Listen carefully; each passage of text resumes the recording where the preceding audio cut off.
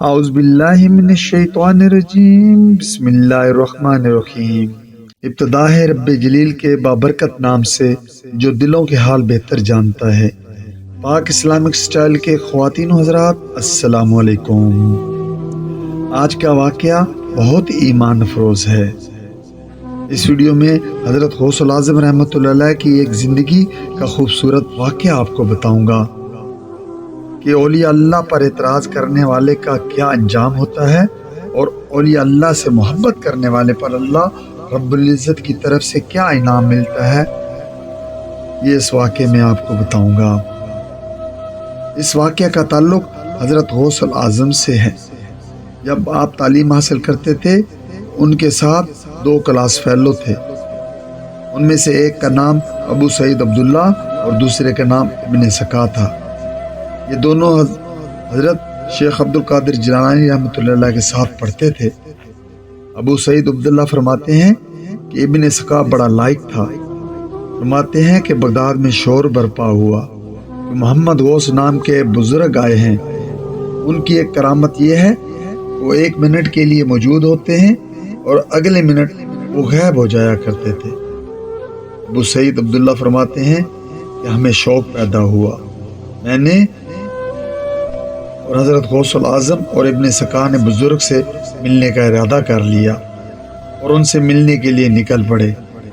یہ تو 1000 سال پہلے کی روایت ہے کہ دین کی تعلیم کے ساتھ ساتھ ولیوں سے ملاقات اور ان کا دیدار بھی کیا کرتے تھے۔ جب حضرت شیخ عبد القادر جیلانی رحمۃ اللہ علیہ اور یہ دونوں دوست جا رہے تھے تو آپس میں باتیں کرتے جا رہے تھے۔ ان میں ابو سعید عبداللہ فرماتے ہیں کہ باتوں باتوں میں بات نکلی اور ایک دوسرے سے پوچھنے لگ گئے۔ ہم نے ابن سکا سے پوچھا کہ تو ولی اللہ کے در پر جا کر کیا کرے گا؟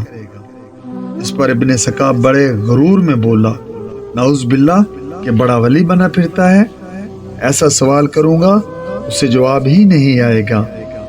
اس پر انہوں نے میرے سے پوچھا کہ تو کیا کرے گا؟ ابو سعید عبداللہ بولا کہ میں سوال نہیں کروں گا، صرف دیکھوں گا کہ وہ تیرے سوال کا کیا جواب دے گا۔ جب دونوں کی باتیں ختم ہوئیں تو حضرت شیخ عبد القادر جیلانی رحمۃ اللہ کی طرف متوجہ ہوئے اور بولے کہ آپ کیا کریں گے؟ ماشاءاللہ، آل رسول حسنی حسینی سید حضرت غوث العظم رحمۃ اللہ کا جواب سن کر آپ کا ایمان تازہ ہو جائے گا۔ آپ نے فرمایا کہ نہ میں سوال کروں گا اور نہ ہی جواب سنوں گا، میں صرف اور صرف ولی اللہ کی زیارت کروں گا۔ باتوں باتوں میں یہ تینوں ولی اللہ کے آستانے پر پہنچ گئے۔ ان کی خوش قسمتی تھی کہ اللہ کے ولی اپنے ڈیرے پر موجود تھے، اور جب حضرت غوث العظم، ابو سعید عبداللہ اور ابن سکا اندر داخل ہوئے تو حضرت غوث وہاں پر بیٹھے تھے۔ دوسرے پل ہی وہ غائب ہو گئے اور تھوڑی دیر کے بعد آپ دوبارہ نظر آنے لگ گئے اور چہرہ ابن سکا کی طرف گھماتے ہوئے بولے، اے ابن سکا، تو کہتا ہے کہ بڑا ولی بنا پھرتا ہے، ایسا سوال کروں گا اسے جواب ہی نہیں آئے گا۔ میں تیرے اندر کفر کی بو دیکھ رہا ہوں، تو ولی اللہ سے دشمنی کرتا ہے۔ پھر بابا جی کا رخ ابو سعید عبداللہ فرماتے ہیں کہ میری طرف پھرا اور آپ بولے کہ تو کہتا ہے میں سوال نہیں کروں گا، صرف ابن سکا کے سوال کا جواب سنوں گا، کہ وہ جواب کیا دے گا؟ تو کافر تو نہیں ہوگا مگر دنیا دار ضرور ہو جائے گا۔ اور پھر محمد غوث کا رخ حضرت شیخ عبد القادر جیلانی رحمۃ اللہ علیہ کی طرف پھر گیا اور بابا جی بولے کہ اے شیخ عبد القادر جیلانی، تو کہتا ہے میں صرف دیدار کروں گا، جا، میں آج آپ کو دعا دیتا ہوں کہ جب تک تیرا قدم نہیں لگے گا اللہ تعالیٰ کسی کو ولایت عطا نہیں فرمائے گا۔ زیارت کرنے کے بعد ہم نے بزرگ سے اجازت لی اور واپس اپنے مدرسہ کی طرف روانہ ہوئے۔ راستہ میں ابن سکا کا غرور پھر بھی ختم نہ ہوا، کہنے لگا ویسے ہی بات کرتا ہے، معاذ اللہ، اس کو کوئی غیب کا علم ہے۔ وقت گزرتا گیا، ابن سکا بڑا عالم بن گیا، بڑے بڑے واعظ کیا کرتا تھا۔ پھر وہ روم چلا گیا۔ روم کے بادشاہ نے ابن سکا کو وزیر اوقاف بنا دیا۔ روم کا بادشاہ عیسائی تھا۔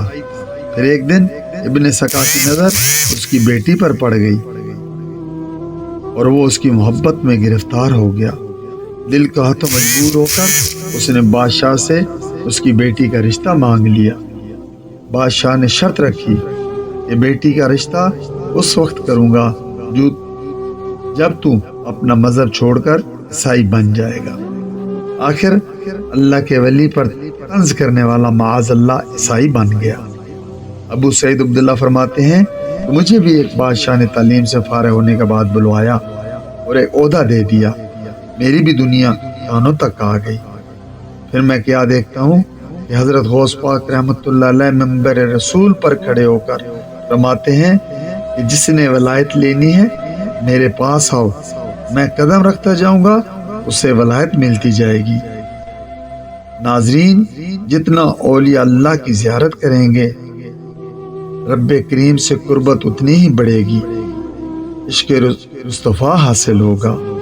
اگر اپنی نماز میں سرور حاصل کرنا چاہتا ہے تو اللہ کے ولی کی زیارت کیا کر۔